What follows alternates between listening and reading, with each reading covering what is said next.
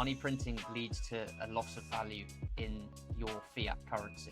Money printing is going to keep going, so that means the money supply is infinite. Bitcoin is capped at 21 million, so the price of Bitcoin is infinite. I remember going to the bank to buy a car years ago, them saying, oh, like, what do you want your money for? And I was thinking, like, what do you mean? Like, it's my money. We're getting to the point now where it becomes clear if people are disregarding Bitcoin for those reasons, they just haven't done the research and haven't looked. The big trick that people have is trying to save up like a deposit for a house, but then the whole system is just against them, and I don't think they realize that. I just love with Bitcoin that there is no kind of entry. You can just go in with $5 or less and then start your journey. The money that's coming in now isn't yours and my money. It's not retail investors, it's big institutions that aren't going to sell, that are going to be followed by countries as well. What an amazing opportunity you've got right now where you can still front run countries. In the future, if you don't buy it, your kids are going to be like...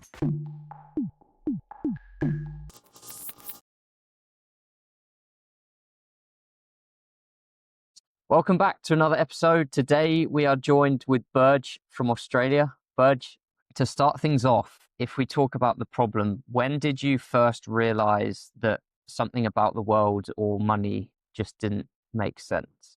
So growing up, I'll start there a little bit further back. My parents were obviously, so we were middle class kind of upbringing. My parents had a good enough wage that we had a good kind of life. We holidayed, we had everything we needed.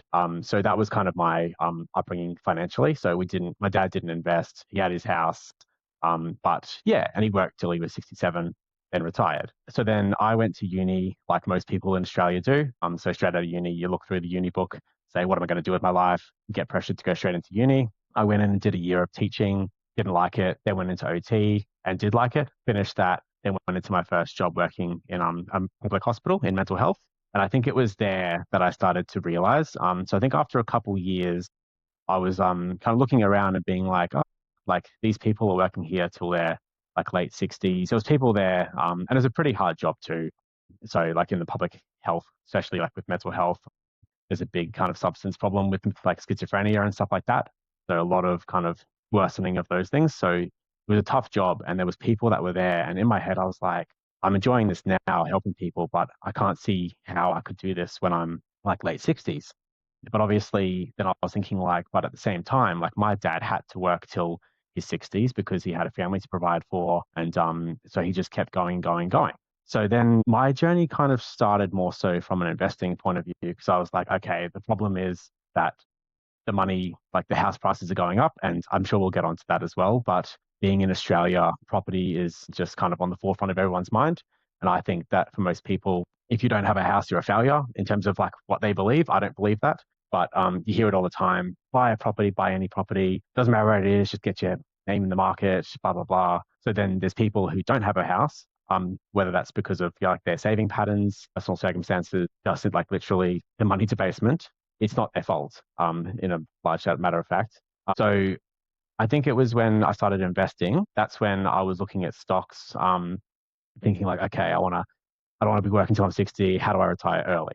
From that, I can't remember exactly when it happened, but I obviously heard the name Bitcoin. And at that point, this was in probably 2020. And I remember my friend mentioned to me a few years before that. And I remember at the time it was crashing, and I didn't look at it at all. And I was like, like that's that done. Like that's like most people. I think I saw the news and it was like, after euphoria, it's now on its way down. And I was like, okay, like I'm happy I didn't put any money into that. But then I think it just kept coming back. And by 2020, this was a few cycles in. So I was like, hang on, like this thing's not dying. And then I went on a big hike with my wife, and I remember listening to a podcast on Bitcoin, and it was then I just realized, hang on, I've missed this. What is this? And I remember I just, after that point, just kind of listening to every bit of podcast that I could. I remember listening to the What Bitcoin Did podcast for a while. And that was like Peter McCormack, which was a really good introduction. Like, where did Bitcoin even come from? So I give him a lot of credit for kind of putting me down that rabbit hole. Then I progressed to more books and all that kind of stuff. And I remember my first purchase of Bitcoin, funnily, it was on a really dodgy exchange. I can't remember what it was called. And to make an account, someone had to call me up to confirm who I was. And I remember putting in a couple K and being like, I don't even know if I've still got that, but it actually turned out to be legit. So that was, bit of an intro to Bitcoin for me. And then I think from there, the problem just got worse and worse, where the more research I did, the more I realized, hang on, this is worse than I thought. because then you start kind of seeing about how like your money debasement is just ruining everything in terms of like healthcare, house prices, the cost of living. And then you look around today and you see a lot of people who are just kind of caught up on like the negatives of life. And you see it with when we have elections, that people very angry at the system, but I think they're not actually sure what they're angry about. And that's where I guess our kind of research has kind of led us down a different path. So they're angry at politicians. And for a lot of people, it's like, you need to give us more money. So you see in the election, whoever promises the most wins. That actually, in my opinion, and I'm sure you've gone down this role as well, is it makes it a lot worse. And then you see cost of living just keep going up, house prices keep going up.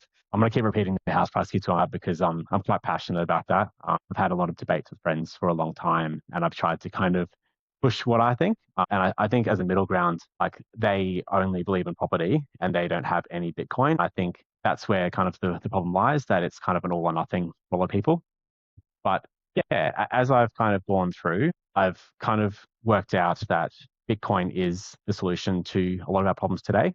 And that's why I guess I'm here today as well. And why you're here and why I go on X is because I love meeting kind of like-minded individuals who share this belief, as in real life, most people don't care about Bitcoin. And I think like eventually, hopefully they do. Hopefully that's before the price goes up further and further and further, and then they feel like they're kind of cashed out of that as well. But yeah, I guess I'll wind it back to that's when I first noticed the problem, and then it's just compounded since then. So, yeah. Super interesting, man. And I'm really looking forward to diving into the housing stuff with you in a bit, because I know you're passionate, as am I.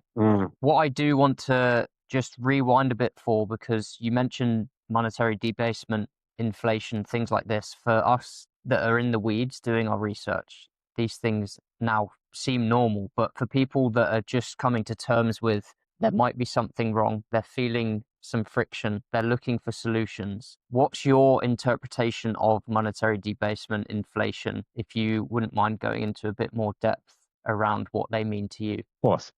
So I'll just kind of highlight something that I've learned before money debasement, and that's inflation. And I guess the large focus over the last couple of years, and this went through every Western country after COVID with all the money printing, was the CPI index. So that's the consumer price index.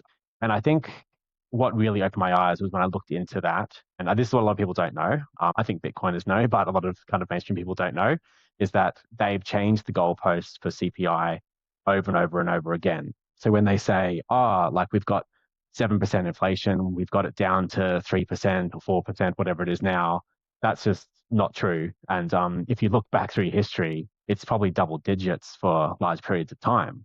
So then if you think about like people, they go to work and then the next year they go, I've got a 4% pay rise, that covers inflation. But then if you actually look at money debasement, which is linked to like the money printing and the actual kind of money supply, there's some really good charts that I've seen on X where it maps like the money supply versus like the housing property, and there's like where you think about why is property actually going up. It's not because it's getting more in value. It's actually that there's more and more money in the system. And if you look back through history, and I was listening to a really interesting book the other day called, I think it was The Ascent of Money. And I was talking about how the Spanish conquistadors or whatever you call them invaded like Machu Picchu and stuff, and they found all this gold. And then the more gold they brought back to their home, you would think, they'd be filthy rich. But actually what happened was they debased their currency, and that was the start of the end for them, which led to their empire falling down. So same as Rome, it's the too much money coming into the system, which actually makes everyone poorer. So yeah, going back, this inflation number that we keep getting fed is absolute rubbish. And I think that's where people, they're told, it's only 3%, it's coming down. But then you go to the groceries and you go to buy something that you bought like a couple of years ago, and it's double. And like, it's not 5%, it's probably like 25%, or some stuff's, like 100%, like realistically, like based on my grocery bill. So, I just encourage people to actually look into like the money supply and how that works. There's a really good book by Lynn Alden. Lynn Alden is a really good economist and also a Bitcoiner. She's very prevalent on X and has a few books out there.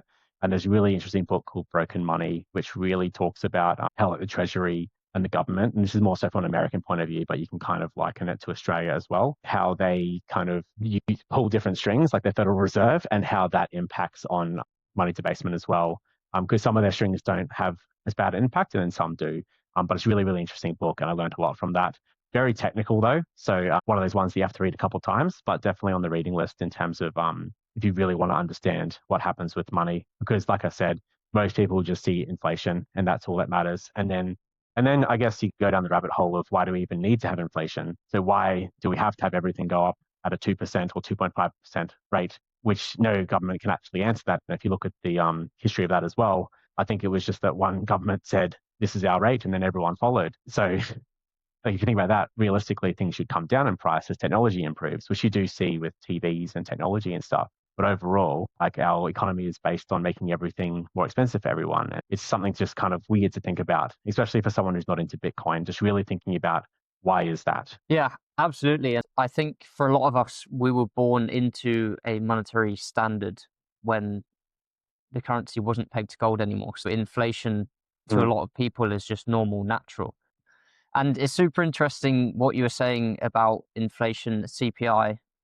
I've stolen this from Mr. M's podcast, but he calls CPI CPI, which is so true. And I got a book just the other day on money, and the sticker on the back was stuck over the QR code, and it had gone up 50% in price. Like it's so much higher than 2 to 3% that they show everywhere.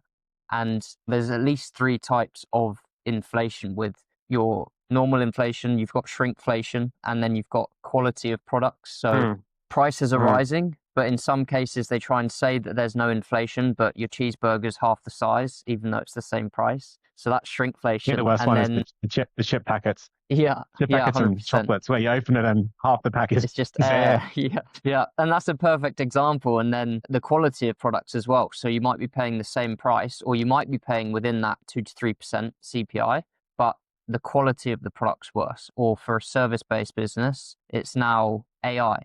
You're not speaking to a human on customer support, this kind of thing that people don't really see, but that's all inflation. So to summarize this section on the problem, in your eyes, what would you say is most wrong with today's financial system? It's hard to summarize it, as you know.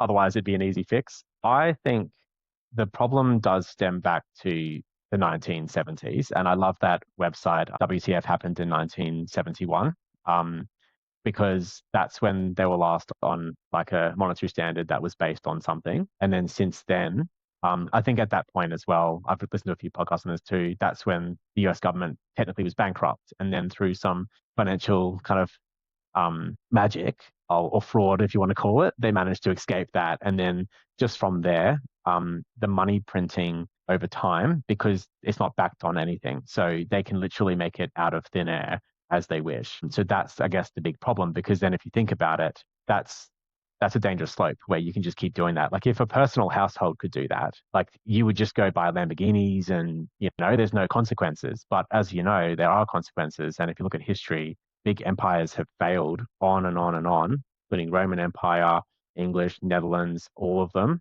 Every like 100 and so years, it's like textbook over and over again. And they say like history always rhymes. And so you think like kind of what's different about this time. But then if you look at like the debt to GDP, which is over at 350%, I think last time I saw, and all the issues with the wealth divide between the rich and the poor, and just the more money printing needed to stop the system from collapsing, it does look like it is kind of heading down a bad path, and a path where a lot of people will get hurt, unfortunately. Yeah.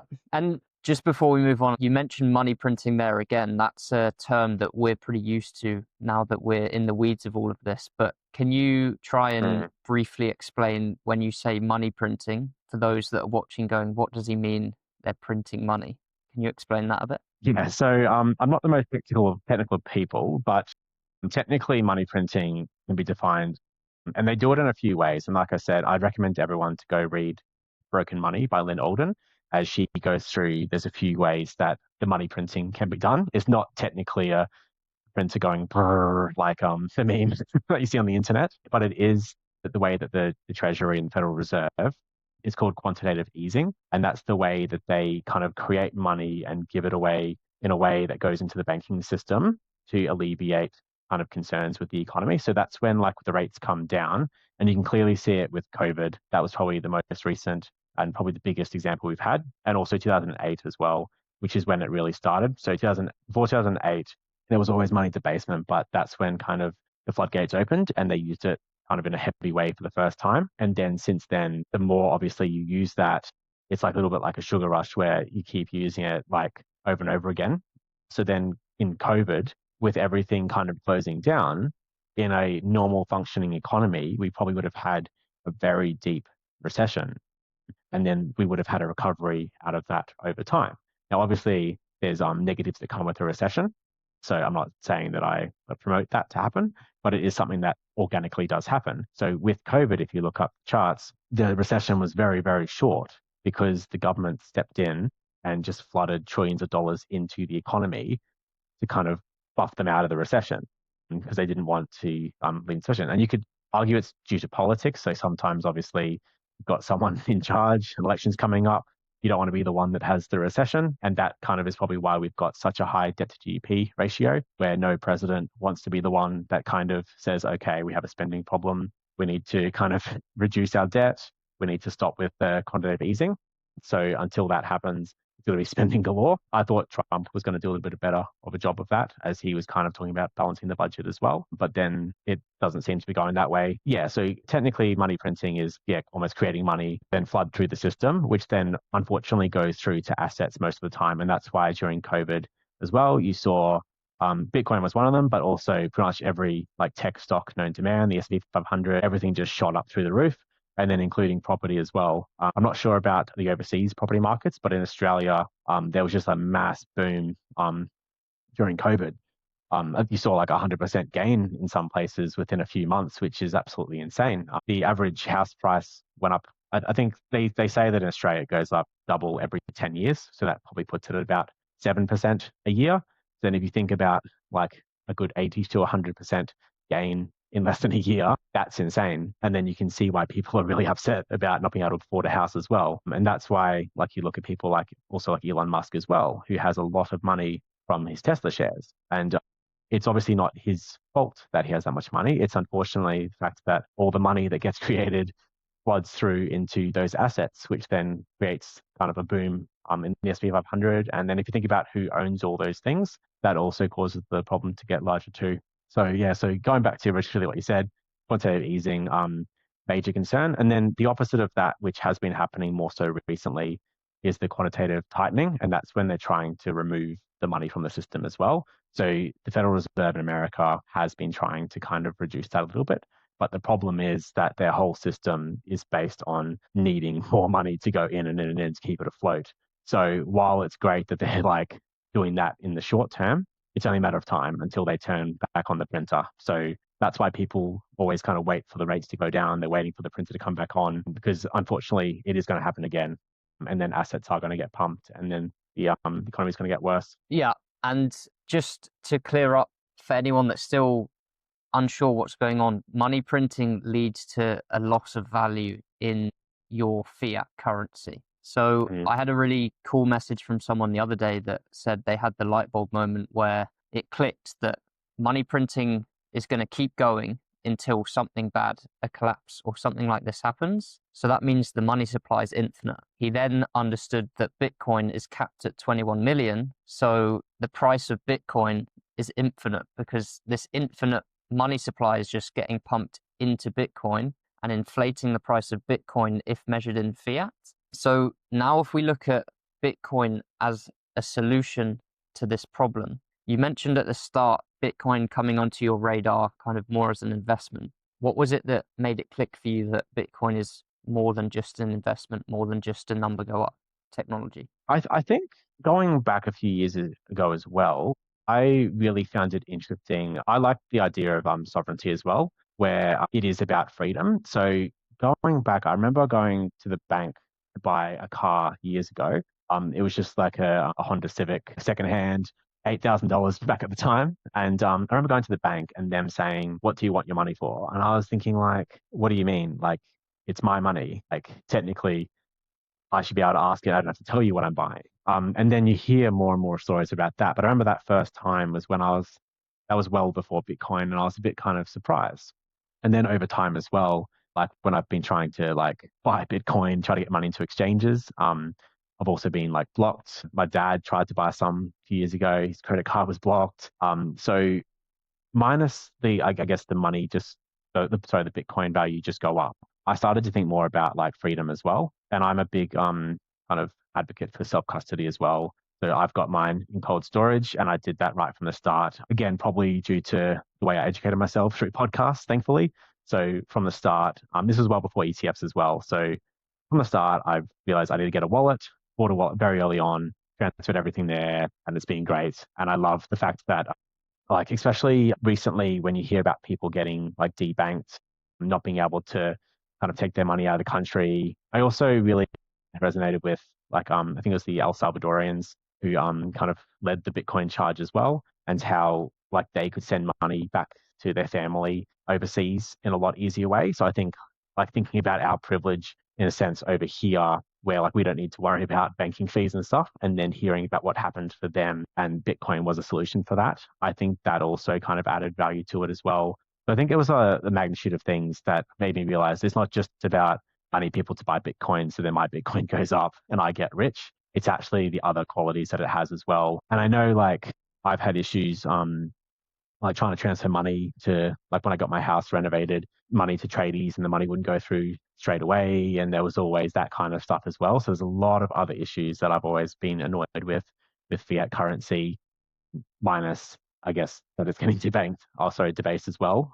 So that was a large part of it as well. So the more I've looked into it, I've realized that the benefit does kind of extend more so away from just like, I want to get rich off it. So while it was an investment in the start, I think it is a solution to a lot of our problems as well. And I think it's like the biggest technology to come out in most recent years. And I think if you do look back, the internet was probably the last big boom we've had, which was like early 2000s.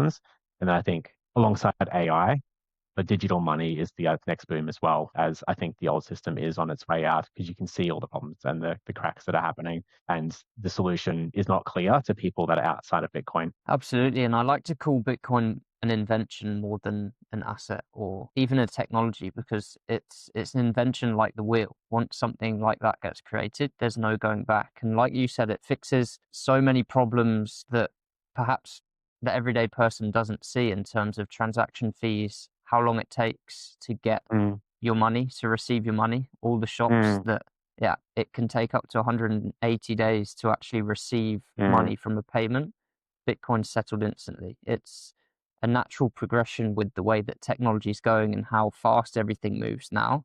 It doesn't make sense for us to operate with slow money. It just doesn't make sense. I think a big trap that people is trying to save up like a deposit for a house. And I think that that's the barrier in itself. So I like to think, because I've got some friends that are in that boat, that they're saving. And if you think about how much money is getting debased per year, even at just like the inflation rate with the CPI, I don't remember what you called it before, the CPI, sorry, that's the one. Yeah, the CPI. Even just at that, you can see how there's people and like they might not have the highest wages, or they might, but they just kind of, it's almost like that the Greek mythology, the Sisyphus guy that pushes like the stone up the hill, and every time he gets close to the top, it pushes him back down. I like to think about it in that way, that they're kind of pushing a big stone up and they're like, oh, one day I would love to have a house. But then the whole system is just against them. And I don't think they realize that. They just go like, house prices are going up. And then their solution is to move somewhere really far, which I don't like the idea of that, because I love being like near my family. I don't want to live like out in the country if I'm not into that. I value being able to live like where I want to, where like there's schools that are good for my kids, where I've got community, where I've got hobbies. So that's part of it as well. And I just love with Bitcoin that there is no kind of entry. You don't have to put like a 10% deposit down and then borrow like hundreds of thousands, probably like $1 million now, actually, rather, with Brisbane house prices. You can just go in with $5 or less and then start your journey through there. And that's what I love about it. And through there, you can actually start building up your own money rather than giving more money to the bank, earning your 2% interest, while like CPI and money debasement is just like kind of pushing you backwards. So I think like a lot of people are very disheartened at the moment because, like I said, during COVID, when house prices went up like 100%, in Brisbane, think about the impact on your deposit. House prices used to be average of like 500,000. Now it's $1 million. And think about, okay, that's a lot more money to get up to your deposit. And then you also are borrowing a lot more money as well. So then that also is a lot more risk if we ever do have another big, like 2008 or 2000, which does keep happening. And that's also part of the what I find concerning about property in a sense is that people don't talk about that. It's kind of house prices will go up forever. You need to get in right now. We've got the Brisbane Olympics happening. Like I can almost quote like exactly what people will say until it happens. And then people are in the hole for $1 million. So I love with Bitcoin how it's liquid. You're not kind of levering up. You're not kind of taking on a lot of debt.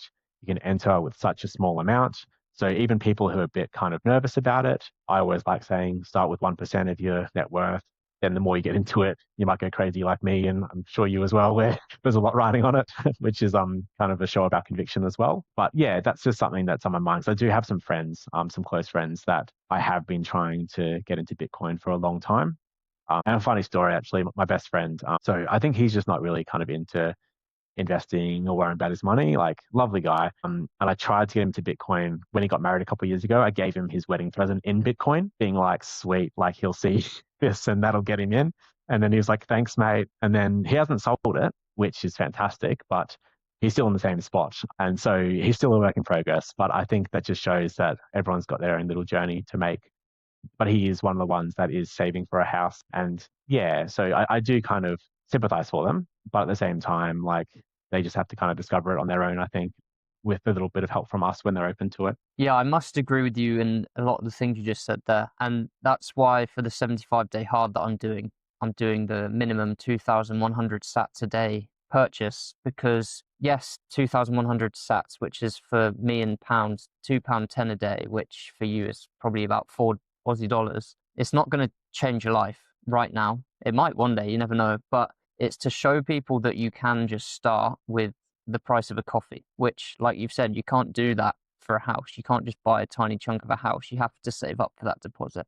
And that leads to your other point, which I think about all the time, is our generation are saving and working their asses off to save for this deposit to buy their dream house. It's taking longer than it should and that it used to. If those people do finally get to where they have a big enough deposit to put down for a house in the next 3, 5, 10 years, my biggest concern for them, like you said, is what if another 2008 comes? And from not looking too deep, if you just look on X and you feel what's going on, I don't think we're too far away from seeing some kind of event like 2008. So my biggest fear for these kinds of people is they work so hard to get this deposit. They then get the house and then the price is just slashed. Because everyone thinks, like you said, that property is going to keep going up forever, but they seem to forget that 2008 wasn't that long ago in the grand scheme of things. And what happens if you are in that situation? You're suddenly then screwed. You've got this massive mortgage because the house prices are so high, and then your house that you've worked so hard to get just suddenly drops in value. However, I've been thinking about this a lot as well, because it kind of came from my own experience. Because I was the same. I was brought up to say, get a house, get on the property ladder. And that's all that I was trying to do, is save. But ultimately, I wasn't very good at saving because I couldn't see any progress or real progress putting money aside of getting any close to that deposit. And that's where I started looking for different avenues. That's where I then found Bitcoin. And then when you really understand Bitcoin, your priorities maybe start shifting of, do I really need to force myself to save for this deposit? And for some people, if they really are set on buying a house, Bitcoin can still be a great tool to save in and then buy or put a deposit down with that appreciating value as opposed to the losing value. However, I do think if people do start questioning why it's so hard to get a deposit, they've been saving, they've got a decent savings pile towards their deposit, and they start understanding Bitcoin, they're in a great place because they've suddenly got a bunch of capital that they can just smash by. It will take conviction, but they're in a spot. I was speaking to Sean the other day that I think our generation and people that have a decent retirement pension put away that can, you call it different here, the superannuation. You built up a good superannuation. Those people can now flip that into a self-managed super fund and buy Bitcoin. just like our generation saving for a house, they've got money almost ready to go for a deposit. They can use that to buy Bitcoin. And then if they have a long enough time preference, because I understand people want a house, but if they have that long enough time preference and really understand it, they can buy 10 houses in the future rather than struggling to buy one with that money. Having Now, I a know ton of debt. yeah, and stay debt free and ultimately have more freedom, which you touched on earlier. So I know you're passionate like I am around Bitcoin versus housing, mortgages, this kind of thing. I'd love you to be able to go into a bit more detail of your thoughts of this, of different scenarios that we could potentially see playing out over the next 5 years. And for those that are listening that might be resonating with what we're talking about, what you'd perhaps suggest them looking towards, because we're not giving any advice here, but you can point them in the direction of educating themselves a bit further to look into this to see what decision they want to make for themselves. So I think I might just touch on like what you said, where there is the older generation that does have a lot of money in our superannuation in Australia. And for reference, I swapped over to an SMSF myself. I think it was last year, and then put Bitcoin in it, and it was probably the best thing I've ever done. Obviously, it comes down to timing as well. But I remember prior to that decision, I was looking through my superannuation and seeing what it was invested in, and it was like Australian banks and like mining companies and stuff. And I was like, nah, and they were taking a lot of fees as well. And then like I remember I was talking to someone on X, and I was just like, I need to commit and do an SMSF. And like I said, best thing I've ever done. So I think moving forward, they always talk about the great wealth transfer. And so I'm not sure exactly the same overseas, but in Australia, we do have an aging population, and a lot of money is with our older people. So a lot of old people do have stocks and property, and they have a lot of superannuation money. So obviously, the younger generation at the moment in Australia, according to sentiment, is struggling. So that's mostly coming down to the fact that they're struggling to buy a house.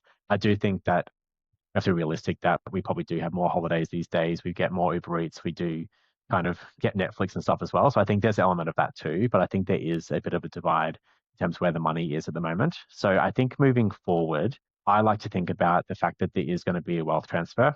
People's grandparents are going to pass away, and inheritance is going to come down. I'm not sure about, I think the UK is trying to do a wealth tax, but not a wealth tax, sorry, an inheritance tax. But in Australia, we don't have that as of yet. So I like to think about where that money will flow and what will happen with that money. And I think a really eye-opening thing for me as well was, I remember it was the Preston Pish on X. I can't remember what his podcast is called, but he was saying that there's a stat that shows that the traditional 60-40 portfolio, and people that don't know that, that's 60% stocks and 40% bonds. And that's kind of we'll call it the gold standard of what was recommended for years and years and years, until probably more recently. And that he was showing that even if you put I think it was 1% Bitcoin or 5% Bitcoin in there, that it absolutely smashed the performance of that portfolio. So I personally like to think about it that way. So obviously you've got, same as property as well, and for any investment, there's people who love to kind of go hard in something. So I'm sure for us, we love Bitcoin. We put a lot of our kind of resources into Bitcoin, which kind of matches our conviction. But I think for the average person, I would be thinking about, okay, so traditionally you probably would have had gold in your portfolio. And again, if you look at the gold versus stocks as well, and even property, gold has been fantastic for a long, long, long time. I do believe that Bitcoin is an upgrade on that based on a lot of the different features that Bitcoin has. But traditionally, gold as well has been a older person investment as well. So property, gold, stocks, bonds. That's kind of I don't like the word boomer, but the older person kind of portfolio. So I see Bitcoin as kind of a vital part of a portfolio. And even like if you go back to that whole property kind of debate, any investment book you ever read, they talk about kind of making sure that you've got not all your eggs in one basket. And there's people who just have all their money in property and they have nothing else. And even that in itself is a concern. So like I said, if people want to buy property, it has gone up previously. It probably will go up into the future until potentially something happens. So I don't see the problem with that. But then excluding the best performing asset of the last 10 years because you think it's like a Ponzi scheme or you're unsure of it, I think that's kind of an excuse for not doing the work because there's so much resources these days. And I will kind of point out the resources that I used. So like I mentioned before, the What Bitcoin Did podcast, I think it has changed recently as the original host, Peter McCormack, has moved on to other things. But I'm pretty sure all his episodes are still there on Spotify. And he had a really good introductory kind of work through. Then in terms of books, the first book I ever read was The Bitcoin Standard by Saif Adeem. I think that's the same for a lot of people, where it just talks about like the history of money and how we used to trade shells and stuff like that. And it kind of actually goes through a really good example of the why money is money. So like people used to trade like these big stones, and people would kind of say that stone's yours, and it would stay stuck in the ground. I can't remember what it was called, but I found that really cool. But they were based on something that didn't have an unlimited supply and stuff like that. So that book was probably the first major book that I read. Then I kind of got onto X as well, which I think if you're probably in here, you're probably on X as well. But X has just been fantastic if you know who to follow. So Finn's probably someone who I've only recently discovered because we both live in Queensland, but he's been sharing some awesome kind of Bitcoin content. But prior to that, there's been people over time that love Bitcoin and share so much great knowledge. Sean Clark's another one. There's a few guys over at Amber app as well. That's like a Bitcoin only exchange. For those that don't know, that have a little community of Australians that has been growing well recently. I think that the content is out there for people to really kind of dive into it. I think the problem is that there's the reluctance to even look at it. And you hear it all the time that Bitcoin's like a Ponzi scheme, it's the greater fool theory, or they just literally can't answer what's wrong with it.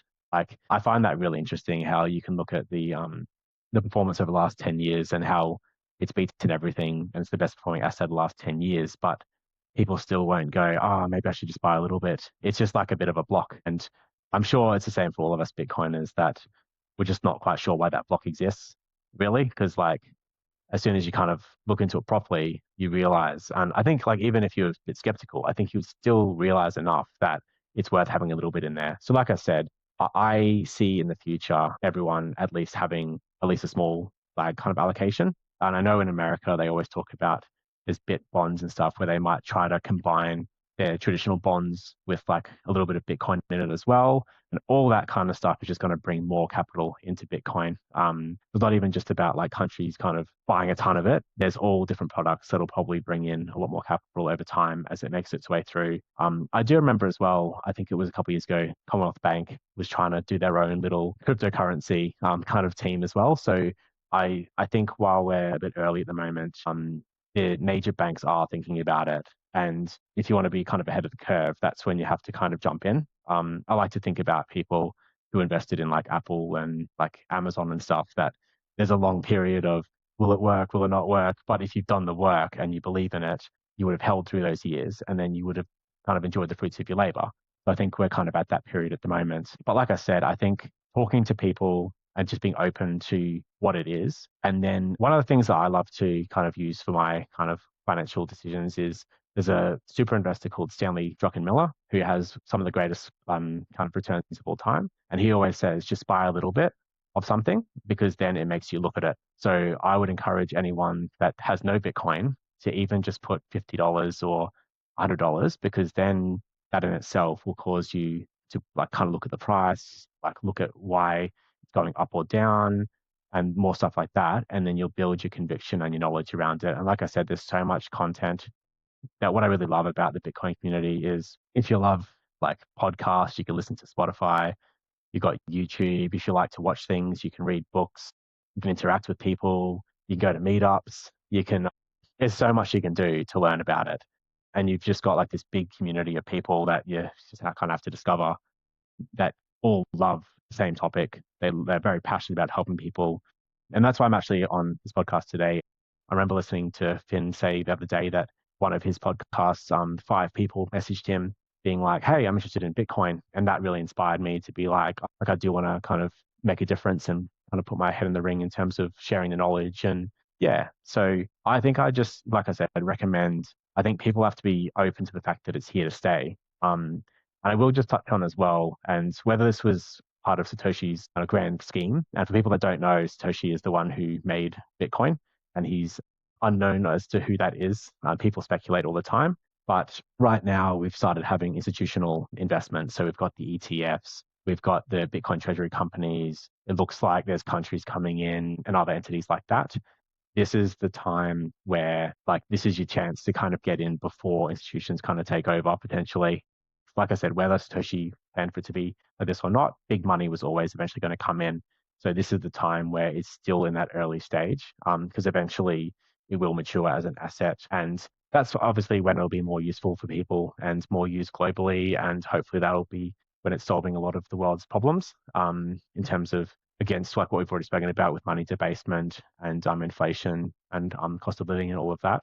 But until then, I just encourage everyone, this is the time to look into it and actually realize what this is and what it could do for you. Couldn't agree more, man. And what you just said there is exactly what Robin said on the podcast last week, which is for those looking to get started, what's the best way to start? That's to buy something. Just go straight in and see for yourself what the process is, learn along the way, but just get in the game, get off zero, because then you can start seeing and feeling what Bitcoin is all about. And I know you mentioned right back at the start just then about allocations and things like this. Funny is, over a long enough time period, that 1% allocation in your net worth suddenly starts turning into 20, 30, 40%, not because you're just pumping Bitcoin stash, but because of the number go up technology. It's a super interesting perspective to have. I think everything you've just said there is spot on, and what an amazing time to get involved and start paying attention of right now. We're still so early. If you speak to people in the street, they don't even know Bitcoin's still around. Yet we've got 10, 15 years of history behind us showing the strength. There's never been an asset that got over $2 billion that's failed. If you look at the compound annual growth rate, there's not been a better asset over the last 10 years. It really does baffle me that people look at it and think that it's a scam, but that to me tells me that they've not looked at it. It's as simple as that, because you've never seen someone that spent 10 to 100 hours studying Bitcoin that's turned around and said, no, that's a scam. It's not for me. So I just want to echo your message there. I think you put it really well. Just have a look, but get off zero and then start having a look, because once you've got some skin in the game, that's where you'll really start paying attention. And what a time to get in the game, because like you said, institutions are coming, they're in. Institutions are in. It's solidified. But they want your Bitcoin. So one thing I like to think about is, I think it's Michael Saylor that shared it, that shows where all the money in the world is. So it shows like all the money in like property, real estate, even gold. That's one of the ones that I love, because I've had friends. I've got a mate who's really switched on his property and he's doing really well for himself. Really good saver, has a really strict budget, but he's kind of a bit iffy on Bitcoin. And he was asking me, he's like, oh, like, would you still invest today? Implying the price is really high. And obviously, if you do look at the chart, we have appreciated over the last year quite well. But I just love the comparison to gold. And like I said, I believe that Bitcoin is superior to gold. And if you just look at the market cap of gold and then compare it to Bitcoin, Bitcoin is a baby. So I think people think, it's like 100 and like, I think it's 112K US dollars at the moment. That's way too high. It can't go to 500. It can't go to $1 million. But if you look at the gold market cap and then also all the other money in all the other assets in the world, it has a long way that it can grow into. So it's still a baby. And just touching on your point as well, how people, I don't think they realize how big the market cap is well on the flip side. So they still say, it's like a Ponzi, doesn't exist, but then it's like $1 trillion asset. And if you, that's a lot of money. Like that's not just like what it used to be when it was kind of brand new, or some of like the old coins are these days, where they've just kind of like 100,000 market cap or even $1 million. That's quite easy to kind of fold, but that's almost like a Tesla or one of those big kind of tech companies just completely like folding away. That would be catastrophic. So I don't think people realize that as well, how big it is, but then also how big it can grow into. I think that's a lot of the work that people need to do and actually have a look at that, as it's really interesting. Absolutely. And I think we're getting to the point now where it becomes clear, if people are disregarding Bitcoin for those reasons, they just haven't done the research and haven't looked, and they're just disregarding it straight away, because the money that's coming in now, especially in the last year and a half, isn't yours and my money. It's not retail investors. It's I'm here to stay. Wall Street, big institutions that aren't going to sell, that are going to be followed by countries as well. So it only gets to a point where you can't be saying it's a Ponzi or it's this drug money, it's magic internet money. Just look where the proper money is flowing, and that should really help you to realize what an amazing opportunity you've got right now, where you can still front run countries. In what world could you normally front run countries with something like this? So everything is there right in front of people, I think, and it's really important to kind of put that ego aside, I think, for the real estate investors, for the gold investors. It's better than saving your money for sure. But I think just like you said, Burge, putting 5% into Bitcoin, if you're not 100% sure on it, and just watch it and do some learning on the side, because I'm pretty sure if it's anything like you and I, that 5% will quite quickly turn into a much bigger percentage of the portfolio going forwards. I might cut this out because I'm not sure if I want it in the podcast, but I'm curious to hear your thoughts with this proper money, the institutions coming in, countries' rumors about racing to buy Bitcoin. Where do you think that puts us with the 4-year cycles versus a super cycle, or do you think the 4-year cycles are no longer? Where do you see that going? Like I said, I've been in Bitcoin since 2020. So I remember back then there was talks of the super cycle, and obviously that never happened as we got the 70 or so percent drawdown, which was in line with previous. I think you do somewhat have diminishing returns. That's historically what's happened over each cycle. But then at the same time, the other part of me does believe that when the floodgates do properly open, I think the cycle will break. It's a matter of, is this the cycle or is it the next cycle? And I've done a fair bit of looking into the cycle, and some people believe that the cycle, it's more so like the liquidity cycle rather than like the halving cycle. And I think it just kind of lines up with that. So even there's some people who are saying there's another cycle, like the 18.6 year property cycle and the debt cycle, and like we haven't gone through that as well. So what would that look like for Bitcoin? Like we've never been tested with like a 2008 type reset or one of the previous major crashes as well. My theory is I think there will be kind of drawdowns, but they'll be more kind of dulled. So I can't really see that we'd get like another 80 or so percent drop, as that, like if countries have bought in. You've also got these big Bitcoin treasury companies that are just buying like millions upon billions of Bitcoin kind of every week or every day. So I feel like there is a lot more kind of money propping it up. And even if we do get a drawdown, I feel like 80%, or even if it's a little bit diminished from there, would be a very, very vicious drop. I think it's one of those ones that no one knows. And so that's obviously complete speculation, but I think it will be semi-broken, if I could say that. So I don't think we're going to go bang up to 1 million. I think it's maybe going to be a more kind of a steady kind of draw up and then some dollar kind of resets down, which may or may not line up with the 4-year cycle as well, but something more like that. I'm similar. I'm trying to stay in the middle. I think it's the end of September now. We're not far off knowing if this time is different.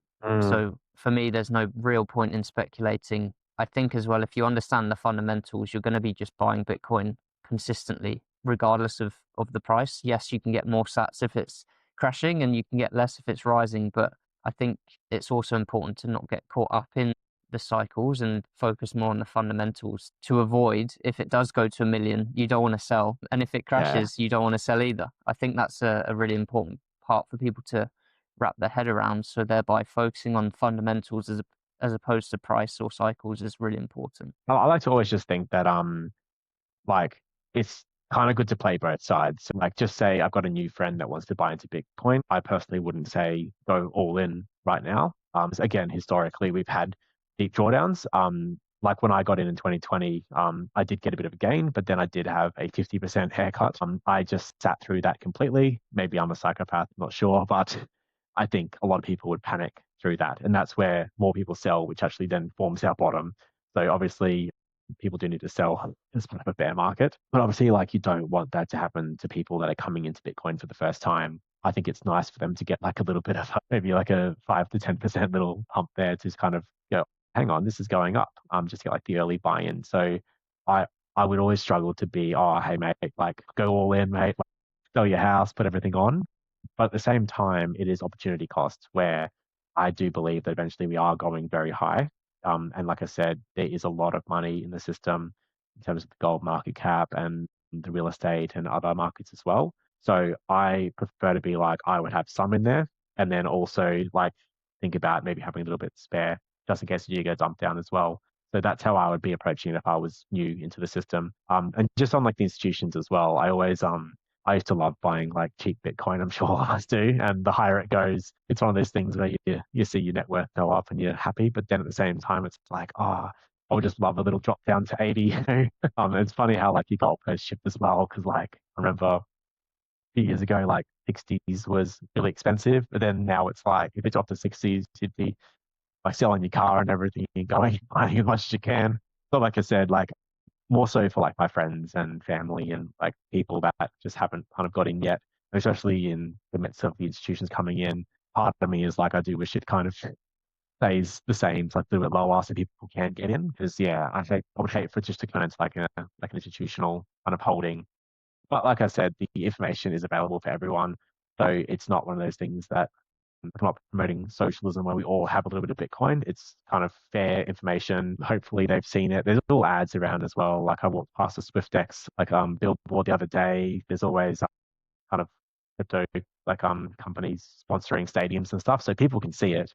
They just have to kind of decide to open their eyes and look into it or have someone that they know and listen to them as well. Like I said, I've got friends and family and I've always tried to kind of orange pill them and like it's very, very rare to get someone into Bitcoin. So I think it's a common issue that we all have. But yeah. Yeah, it's coming. And I think you're spot on. That's how I approach it with friends that are reaching out at the moment. Because although I guess in the Bitcoin spaces compared to previous all-time highs, it does feel quite boring and like nothing's going on. But people are showing interest and we're not far away, like I said, from knowing if this time is different. So the one thing I really encourage is for people to just, instead of potentially paying attention with their dollars, is to just pay attention and educate and use the next few months to really nail the foundations and get a good understanding. Because like you said, it might crash, so they don't want to go all in. But on the flip side, it might just be that slow, steady grind. We don't know. So instead of making any rash decisions right now, use the next few months where we see what's happening to understand the fundamentals. So then you can react depending on what does play out, rather than taking any random guesses. I'm mindful of the time. Is there anything else that you wanted to cover or any thoughts that you had to share? One thing that I like to think about, and this is, I got young kids, and I always think like one day they're going to look back and be like, oh, like our dad bought Bitcoin, like before it was like up there, and that kind of spares me on as well, as I would love to kind of give them that financial independence. I remember it's Anthony Scaramucci. He's another one who's been on a few Bitcoin podcasts, and he always talks about Bitcoin being like beachfront real estate in it's in Florida or one of those American cities. And I always think about, like, I remember looking at my parents and being like, why didn't you buy more houses years ago? Like, why? Like, it's so obvious. Like, why didn't you buy all the land you could? Like, you always hear about how cheap it was. My grandma buying like a house for like $10,000 or something in an area that's now worth millions. Like, you just think, well, why didn't you buy it? So I think like right now, it's kind of similar to that time where you've got the opportunity to buy it. And in the future, if you don't buy it, your kids are going to be like, Dad, why didn't you buy the Bitcoin? Like it was so obvious, like, because they'll be into it because it'll be everywhere. And that kind of is what spurs me on as well. I'm very passionate on giving like my kids like the best life possible and financial freedom and having control over kind of what we do as a family unit away from external kind of sources. So that's something that I like to kind of think about as well. Is I don't want to be the parent that missed it because yeah, you see it all the time. Like people have got these huge properties, and you think, oh, why did my dad buy that? Well, like I said, like I had a really good upbringing. It's just kind of a thought experiment, but yeah, it's something that I like to think about a lot. Yeah, building and leaving a legacy, and what an amazing time to be able to do that. I spent a good 10 years thinking those same things of how are we ever going to do what our parents or grandparents managed to achieve in terms of property or whatever, but we've probably got a better opportunity right in front of us right now. So I'm grateful that we're learning. We're in the game. We've done the work to understand it, and we're ahead of loads of people, which sometimes it doesn't feel like when you're in the Bitcoin space, but when you just speak to an everyday person, it's very clear that we're early. So, Burge, thanks for jumping on, man. It's been great fun to get to know you and to hear a bit more about your story. And I'd love to maybe jump on again in a few months' time to see whether this time was different. Yeah, that sounds good. It's been a pleasure to have a chat with you. Like I said, always loving about Bitcoin. So it's been really nice to share my evening with you.